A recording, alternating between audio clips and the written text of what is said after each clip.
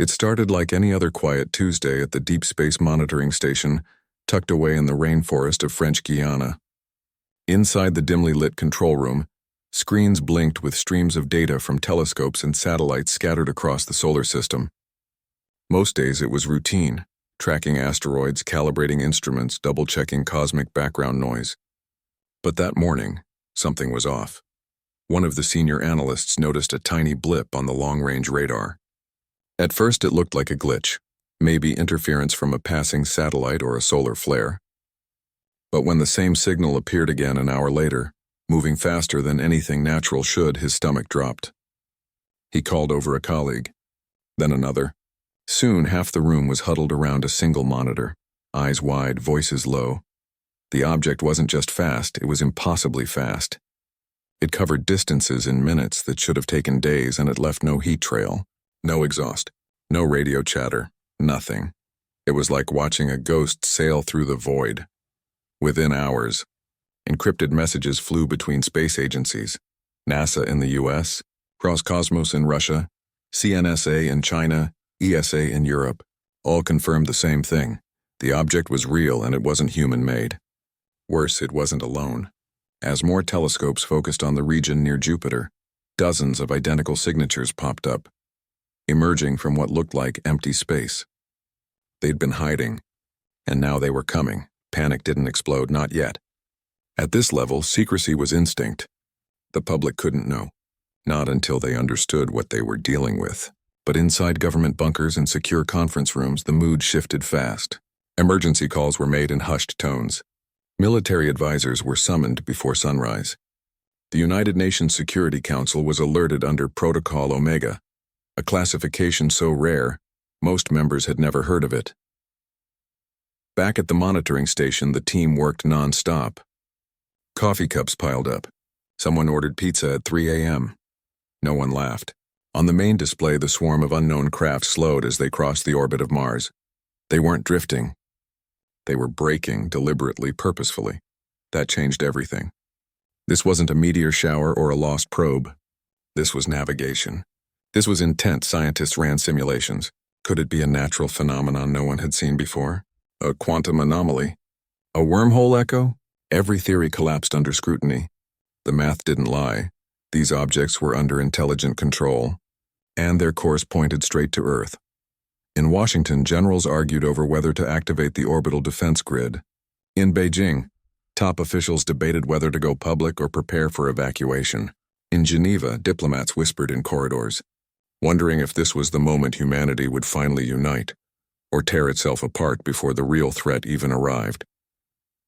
Meanwhile, ordinary people went about their lives, unaware that the sky above them held something that could change everything. Kids walked to school. Commuters sat in traffic. Farmers checked their fields. No sirens, no alerts, just silence, heavy and thick, hanging over the planet like a held breath. Then late that night, the lead vessel separated from the group.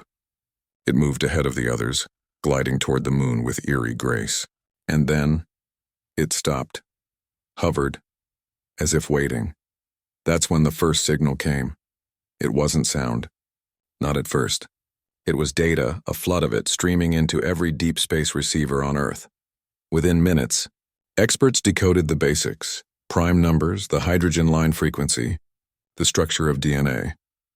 Classic hello signs scientists had dreamed of sending one day. But this wasn't a friendly wave.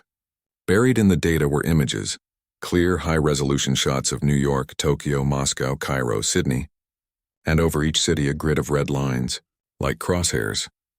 The room in Geneva went dead silent when they saw it. One delegate dropped his pen. Another stared at the screen like it might bite him. This wasn't first contact. This was a warning. Or worse, a declaration. No one said it out loud, but everyone thought the same thing. They're not here to talk. They're here to take. Yet there was no explosion. No laser beams. No ships crashing into oceans. Just that single vessel parked just beyond the moon, broadcasting its message over and over. And behind it, the rest of the fleet waited, patient, silent, massive. Governments scrambled to control the narrative. A few news outlets caught wind of unusual space activity, but without official confirmation, it stayed buried under celebrity gossip and sports scores. Still, rumors spread online. Grainy telescope photos went viral. Conspiracy forums lit up, but for now the truth remained locked behind layers of clearance and code words.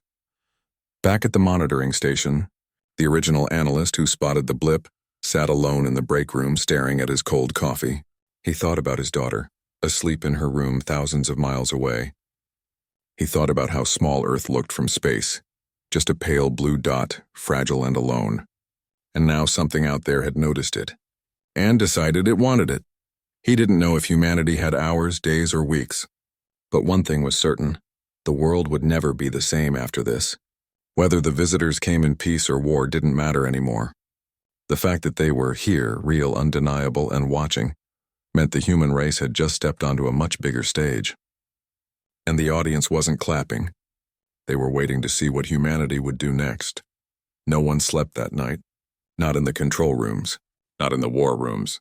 Not in the homes of the few who knew the truth. Outside, the stars looked the same as always. Distant, cold, beautiful. But now every one of them felt like an eye. And somewhere out there among them, a decision was being made that would decide the fate of everyone on Earth. The council hadn't even finished their first emergency meeting when the second transmission arrived. This time it wasn't just data. It was a voice. Synthesized, calm, speaking in perfect English, then Mandarin, then Arabic, then Russian, cycling through dozens of languages. The words were simple, chilling, and repeated every 30 seconds across every frequency, even hijacking emergency broadcast systems for a few terrifying seconds before engineers cut the feed. Surrender planetary governance. Resistance is inefficient. Compliance ensures survival. That's when the real shock hit. It wasn't a question. It wasn't a request. It was an order. And for the first time in history, the leaders of Earth weren't arguing about borders or budgets or elections. They were staring at each other, pale-faced, asking the only question that mattered. What do we do now? Oh. The message kept playing, over and over, in every language, on every channel it could reach. Radios and taxis crackled with it. Smartphones buzzed with emergency alerts that couldn't be turned off. Even old analog TVs, the kind people kept in basements, flickered to life with the same calm, robotic voice repeating those chilling words. Surrender planetary governance. Resistance is inefficient. Compliance ensures survival. At first, most people thought it was a hack, a prank, maybe a glitch from some new satellite test gone wrong. But when governments stayed silent, when news anchors looked visibly shaken, when world leaders disappeared from public view, people started to understand. This was real.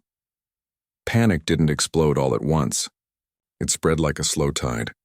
Grocery stores saw quiet rushes, first on bottled water, then canned food, then batteries. Not chaos, just a nervous energy like the whole world was holding its breath. Parents hugged their kids a little tighter. Couples stayed up late talking in whispers. In cities, people gathered on rooftops staring at the night sky, wondering if they could see them. But inside the halls of power, things moved fast and messy. The United Nations Security Council met in a secure underground chamber beneath Geneva. No cameras, no press. Just 15 people from the world's most powerful nations crammed around a table. Voices rising, tempers fraying. Some demanded immediate military action. "We have orbital defense systems," one delegate insisted. "We can't just roll over." Another shot back. "And do what? Fire missiles at something that bends gravity? We don't even know if they have a hull to hit." Russia pushed for direct communication. Open a channel, negotiate, buy time. China warned against showing weakness, arguing that any sign of fear would invite worse demands. Smaller nations, usually quiet in these rooms, spoke up with raw urgency. "You're arguing about strategy while they're deciding whether we live or die. Tell us the truth. What do they want?" Meanwhile, scientists worked around the clock. They studied the signal, the images, the patterns, and that's when they found it, the hidden layer. Buried beneath the grids and the ultimatums was biological data. DNA sequences, atmospheric compositions, soil samples. It wasn't just a threat, it was a survey. A checklist. The aliens weren't after oil, gold, or land. They needed Earth's environment changed. Their biology couldn't handle oxygen-rich air. They needed the planet reshaped, cooler, less green, with a different mix of gases. In short, they wanted to make Earth livable. For them. And humans? They were just part of the ecosystem that needed managing. The word they used in their data logs, once translated, was chillingly clinical: decontamination. That word sent a cold wave through every intelligence agency on Earth. This wasn't invasion like in the movies. No armies storming beaches. This was something quieter, deadlier. They'd restructure the atmosphere, alter the oceans, and humanity would suffocate, starve, or vanish slowly, like insects under a magnifying glass held by a child who didn't even notice them burning. Back in the UN bunker, the mood shifted from fear to fury. One delegate slammed a fist on the table. "They're not asking us to surrender. They're telling us we're pests." Another whispered, "Are they insane? Do they think we'll just lie down and let them erase us?" But there was no clear answer. No magic weapon, no secret alliance. Just 7 billion people scattered across continents suddenly united by a single terrifying truth. They were being judged and found disposable. Outside, the world began to crack. Social media exploded. Some called for global prayer. Others posted survival guides. A few fringe groups claimed this was divine punishment, but the most powerful response came from ordinary people. In parks, in town squares, in front of city halls, crowds gathered, not to riot, but to stand together. No signs, no chants, just silence, a human wall of presence, as if to say, "We are here. We matter." Governments watched, unsure how to respond. Should they encourage it? Warn people to stay indoors? In the end, they did nothing. Because even leaders for once didn't know what to do. Then something unexpected happened. A group of independent radio astronomers in Chile, working outside government control, sent a reply. Not a threat, not a plea. Just a simple transmission. Earth's oldest song, a 40,000-year-old flute melody discovered in a German cave, layered with whale songs, bird calls, children laughing, rain falling on leaves. They called it the sound of being alive. They didn't expect an answer.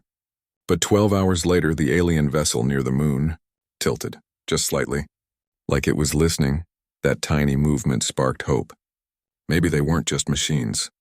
Maybe they could feel something. Maybe they didn't understand what they were erasing. Scientists scrambled.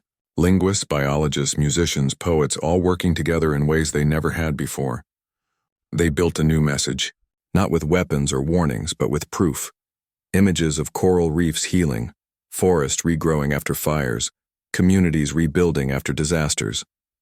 Proof that life on Earth wasn't just surviving, it was adapting, caring, creating. But time was running out. The main fleet, still near Jupiter, began moving again. Closer, steadier. Their silence now felt heavier than their threats. In homes across the planet, people did something strange. They turned off their lights. Not out of fear, but as a signal. One city did it, then another. Within hours, entire countries went dark. Not blackouts. Choices. From Tokyo to Toronto. From Nairobi to Buenos Aires. Millions stood outside in the night looking up, showing that humanity could act as one. Not with force, but with will. The alien ship near the moon didn't move. But its broadcast changed. The voice stopped. The grids vanished. For the first time since it arrived, there was only silence from space. Down on Earth, no one celebrated. Not yet. But in that silence, something shifted. The invaders had expected fear, division, chaos. Instead, they saw unity. They saw beauty in the darkness. They saw a species that, faced with extinction, chose to show who they were, instead of just fighting. The council in Geneva sat in stunned quiet. One member finally spoke, voice rough with emotion. "They thought we were just another planet to fix. But we're not a problem to solve. We're a story to understand." No one knew what would happen next. The fleet was still coming. The threat was real. But for the first time, there was a sliver of something other than dread. The fragile, flickering hope that maybe, just maybe, being human was enough to change their minds. The silence from the alien ship lasted 17 hours. Not a single transmission. No grids, no voice. Just a dark silhouette hanging in lunar orbit. Unmoving. Unreadable. On Earth, that silence was louder than any alarm. Inside the UN emergency bunker, tension coiled like a spring. The Permanent Five, representatives from the world's most powerful nations, hadn't slept in days. Coffee cups sat cold. Maps of Earth's major cities were pinned to every wall. marked with red circles where the alien grids had once appeared. But now no one knew what to mark next. Was the silence a trick? A pause before the final move? Or had the global blackout, the quiet show of unity, actually reached them? Outside, the world held its breath. People still gathered in streets and parks, but now they waited. Not in fear, but in watchful stillness.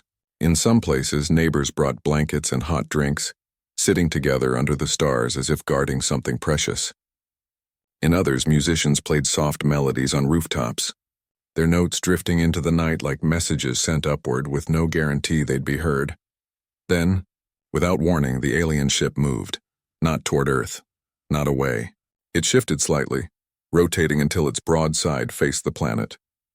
A moment later, a new signal pulsed, not through radio waves but through every digital network on Earth. Phones lit up. Computers rebooted. Even offline devices flickered to life for a few seconds. The message wasn't words this time. It was data, dense, complex, overwhelming. Scientists in labs from Oslo to Singapore scrambled to decode it. What they found stunned them. It wasn't a threat. It was a question. Embedded in the stream were thousands of biological models, simulations of Earth's atmosphere, oceans, and ecosystems, each altered to suit the aliens' needs. But at the end of every simulation, one outcome repeated: mass extinction. Not just of humans, but of nearly all complex life. The aliens hadn't lied. They truly couldn't survive in Earth's current environment.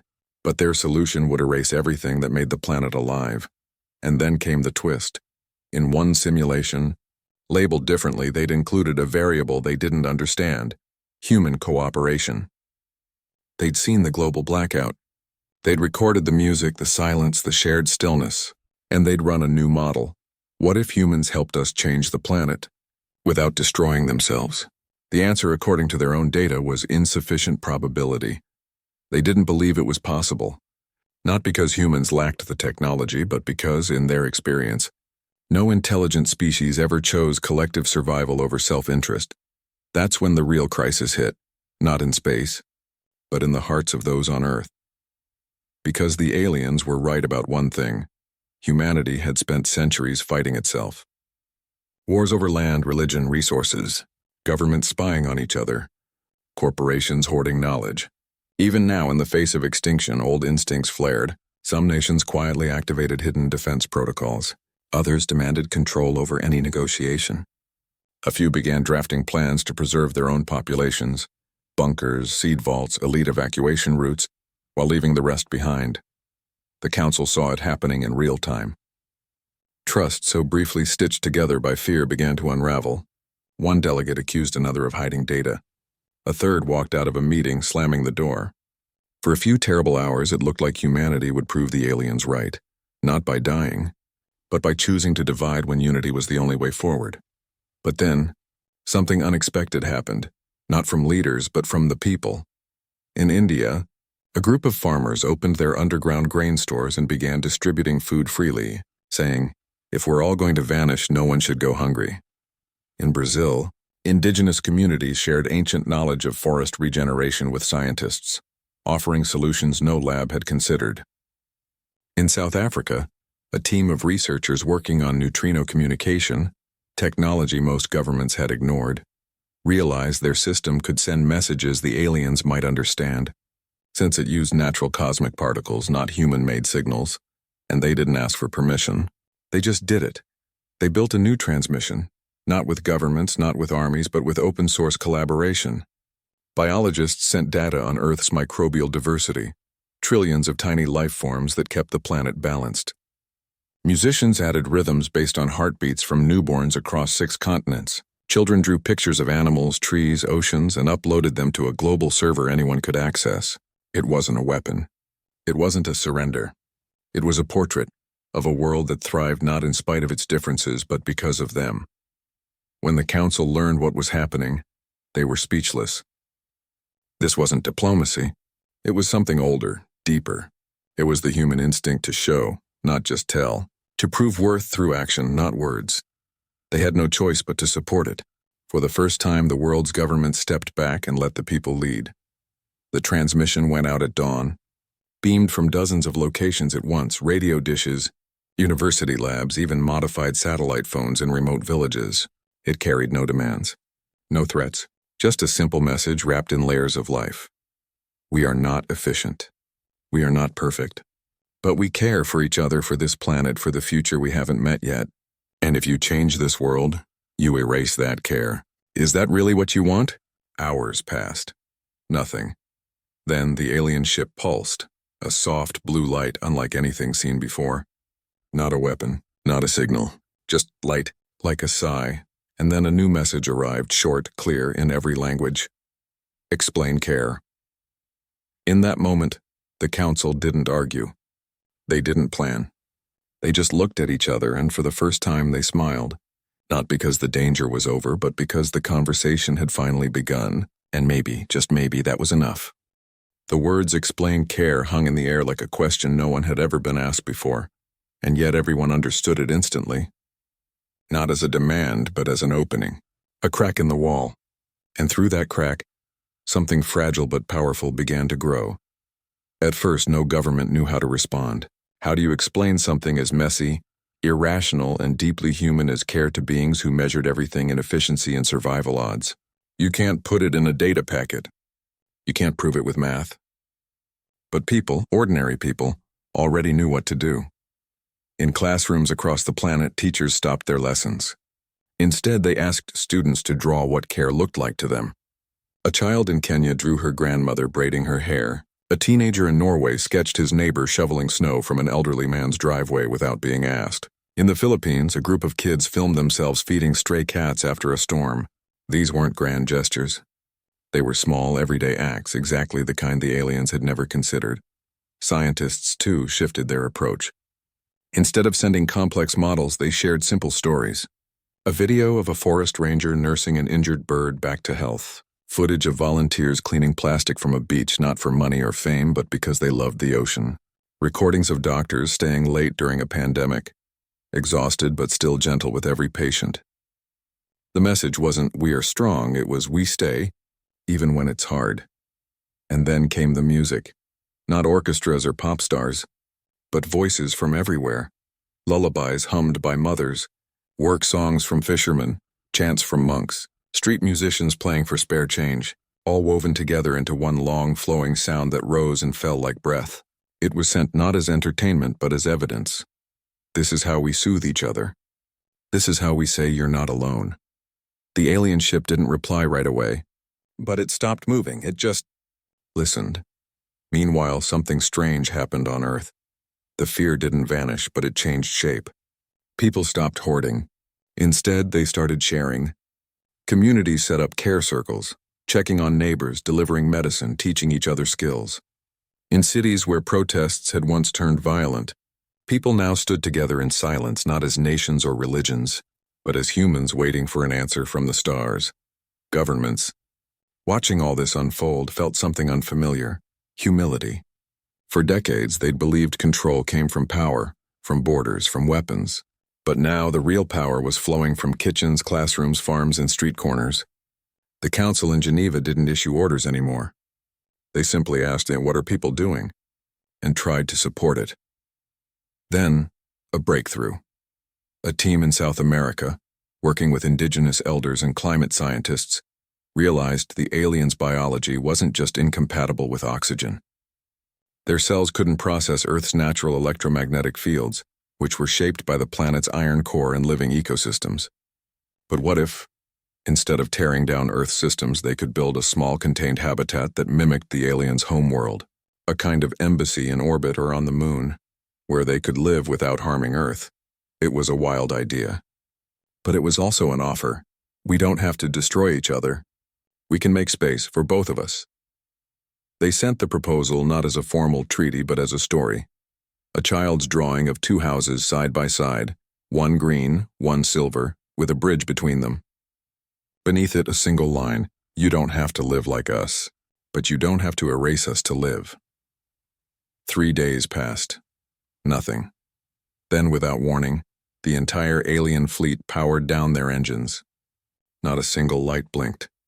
For a full hour, they went completely dark. No signals, no movement, no energy signatures. Panic flared for a moment, until sensors picked up something new. They were communicating, Not with Earth, but among themselves. Rapid, complex pulses, like a debate happening at the speed of thought. On the ground, people didn't run or hide. They gathered. In parks, on hills, on rooftops, they lit candles. Not as a signal, but as a reminder. We are still here. We are still choosing kindness. And then, just before sunrise over the Pacific, the lead ship responded. Not with words. With action. It detached a small pod, no bigger than a bus, and gently lowered it toward Earth's upper atmosphere. It didn't land. It hovered, releasing a fine mist that spread across the stratosphere.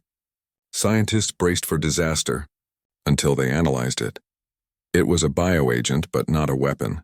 It was healing the ozone layer, repairing damage done by decades of pollution. The aliens weren't attacking. They were helping. The message was clear. We see you. We hear you. And we will not take your world. Tears fell in control rooms. Strangers hugged in the streets.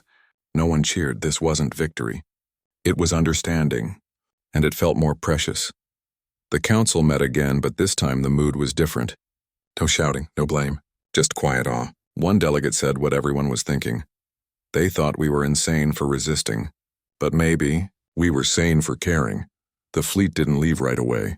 They stayed for 17 more days exchanging data, learning about Earth's seasons, its oceans, its stories.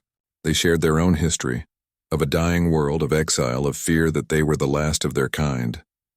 And in that exchange, both sides realized something profound. They weren't so different after all. Both were just trying to survive. Both were afraid of being alone in the universe. When the aliens finally turned their ships toward deep space, they left behind a gift, not technology, but a promise. A shared astronomical database updated in real time, so Earth would never be blind to what moved in the dark again. And as their lights faded into the stars, people didn't feel relief. They felt responsibility, because they'd learned something that day. The greatest strength wasn't in weapons or walls. It was in the quiet choice to care, even when no one was watching, even when the odds were impossible. And that choice, more than anything, had saved them. The alien ships were gone, not in a flash, not with a bang, but slowly, like a tide receding, their lights shrinking into the black until they vanished among the stars. For days afterward, people kept looking up, half expecting to see them return, but the sky stayed quiet, empty, familiar, yet somehow changed. Life didn't go back to normal, because normal no longer made sense. How could it after the whole world had stood together in the dark and chosen to shine, not fight? At first there was confusion. Governments didn't know how to act. News channels struggled to fill airtime without fear to sell. Markets wobbled, not from panic, but from uncertainty. What do you do when the biggest threat you've ever faced walks away? Not because you won, but because you showed your heart? But then something quiet and steady began to take root. The United Nations didn't disband the Emergency Council. Instead, they made it permanent, the Planetary Defense and Diplomacy Council, but with a twist. For the first time, it included not just ambassadors and generals, but farmers, teachers, doctors, artists, and indigenous elders.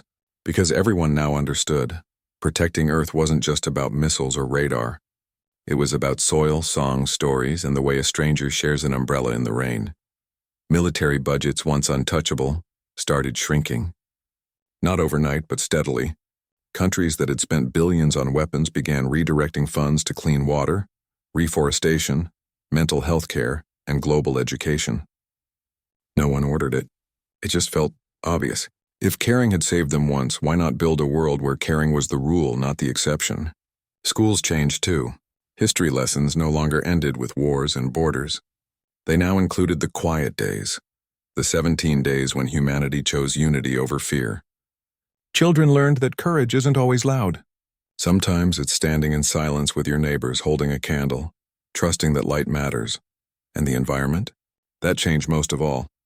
With the aliens' ozone-repairing mist still working its slow magic, countries stopped arguing about climate blame. Instead, they shared solutions. Coastal towns in Bangladesh taught flood-resilient farming to communities in Louisiana. Solar engineers from Morocco helped villages in Mongolia go off-grid. It wasn't charity. It was partnership. Because now everyone saw Earth not as a collection of nations, but as one shared home, fragile, beautiful, worth protecting together. Years passed. New generations grew up who'd never known a world before the visit. To them, the story wasn't science fiction. It was a lesson. When the unknown comes, don't reach for a weapon. Reach for understanding. The aliens never returned. No signals, no ships, just silence. But that silence wasn't empty. It was full of possibility. Every month, the council still met, not in panic, but in preparation. They monitored the skies, yes, but they also monitored each other. Are we still listening? Are we still sharing? Are we still choosing care over control? And every year on the anniversary of the first transmission, people around the world did something simple. At exactly 8 p.m. local time, they turned off their lights for 1 hour, not as a warning, not as a memorial, but as a reminder to themselves and to the universe that they hadn't forgotten what saved them. In cities, streets glowed with candles and lanterns. In villages, families sat outside telling stories under the stars. In hospitals, nurses lit a single bulb in each room, just enough to see a patient's face. It became known as the quiet hour, a global act of presence, not performance. Scientists kept studying the data the aliens left behind, not to build weapons but to heal. Their shared star maps helped predict solar storms before they hit. Their atmospheric models improved crop yields in drought zones. Even their language algorithms helped decode ancient human scripts, reconnecting lost histories. But the real legacy wasn't in technology.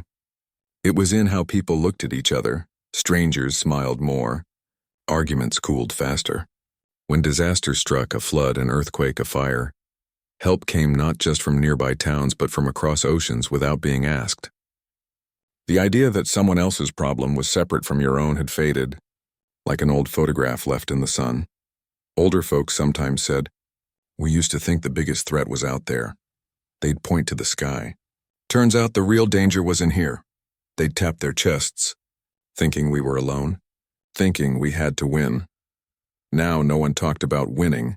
They talked about belonging, and though the aliens were gone, their final message echoed in every choice humanity made.